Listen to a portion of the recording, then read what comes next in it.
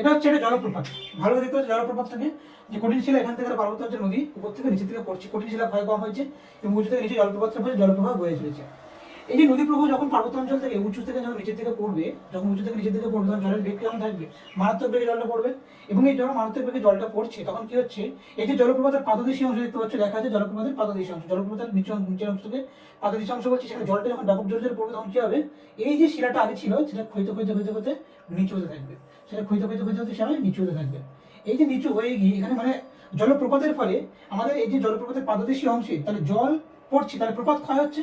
এই প্রপাত ক্ষয়ের ফলে জলপ্রপাতের পাদদেশীয় অংশে এই যে একটা হাঁড়ির মতন গর্ত তৈরি হচ্ছে, এই যে হাঁড়ির মতন গর্ত তৈরি হচ্ছে, যখন জলটা তখন নিচে পড়বে, জলটা তখন নিচে পড়বে, জলটা নিচে পড়বে, পড়ে পড়ে পড়ে তখন আবার যাবে, জলটা উঠে আবার চলে যাবে, জল পড়ে যখন যাচ্ছে উঠে যাবে। কিন্তু এই যে একটা গর্ত তৈরি হলো না, এই যে গর্তের ভূমিরূপটা দেখতে পাচ্ছি, এই ভূমিরূপটাকে আমরা বলে থাকি প্রপাত কূপ।